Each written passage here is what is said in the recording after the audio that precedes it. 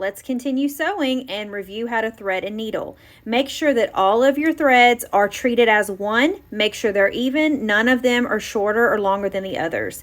Stick it inside your hot dog bun or your needle threader. Be patient with yourself. This could be tricky. At first, you may pull it out and then you're going to tug on it so that it's inside the hot dog bun and you cannot see the threads. Then grab your needle from the magnet and put your hot dog bun through the hole or the eye of the needle.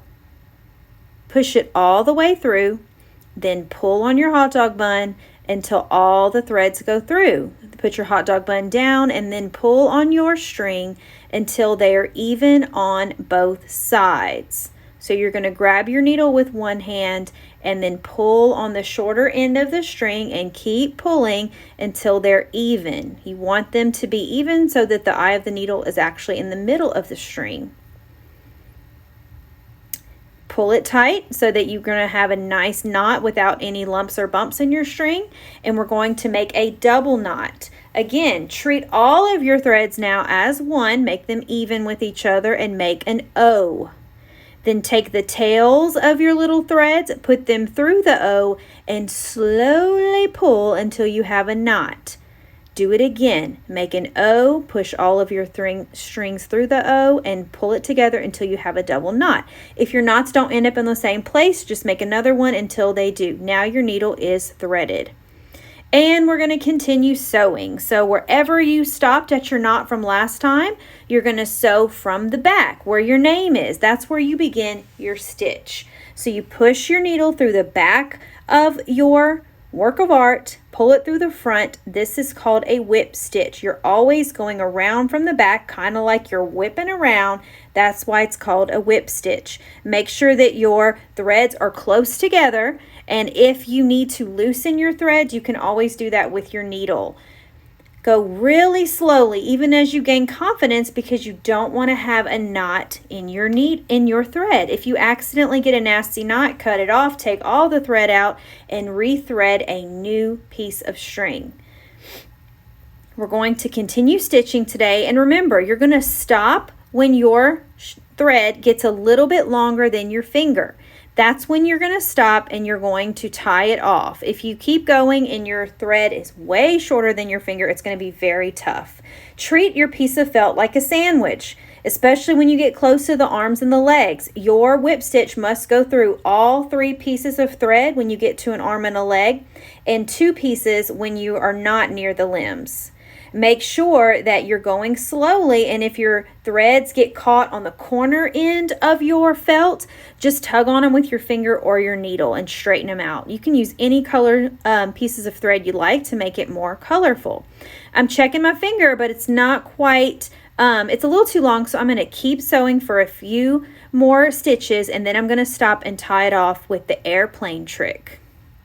All right, there. I measured it a little bit, and I think I felt confident going 1 or 2 more. But when it's about as long as your finger, you're going to stop and you're going to use the airplane trick. So you're going to go to the piece of whip stitch right before, put the needle through, and tug on it. Make sure you straighten out that loop so it doesn't get tangled. Your airplane forgot a passenger, so you go backwards through the loop and then you tug to make a knot. Then you do it again. Find the previous stitch, go through it, take off as an airplane, but realize you forgot a passenger, turn around, go through the loop, and pull on it. And then you're going to cut it off, not right next to the knot, leave a couple of centimeters or a little space. Then you're done. Throw that little piece of thread away and thread yourself a new piece, same color or different color, and continue whip stitching.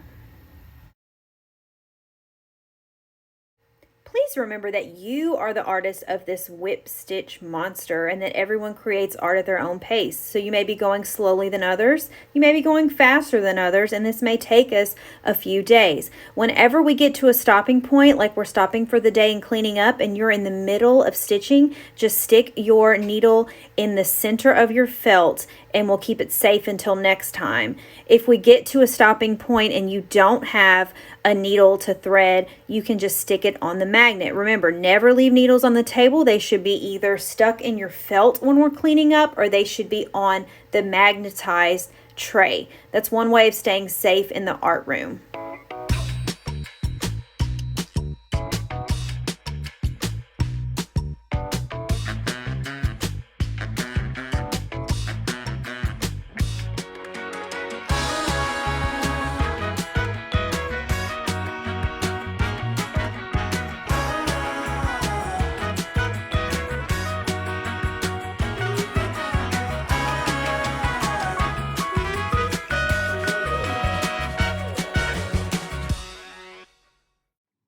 and girls, you're going to continue sewing so that the right side, the bottom, and the left side all are stitched up.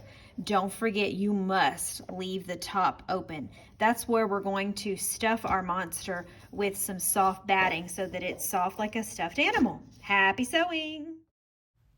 Today you're going to find out why you stitched your monster's arms and legs to the inside of your work of art. You're going to carefully pull your pins out when you're done stitching and put them on the magnetic tray. Then you're going to flip your stitching inside out. And if you've done it correctly, you'll find that your arms and legs are attached because they're sewn to the body of your monster. Get your hand in there and really straighten out the bottom of it so that you have a nice rectangular shape. So awesome. Let's see that again because it's so satisfying.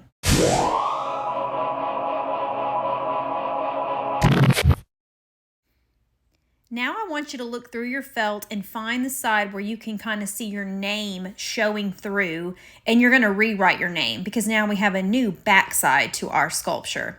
Wow, I'm so in love with these.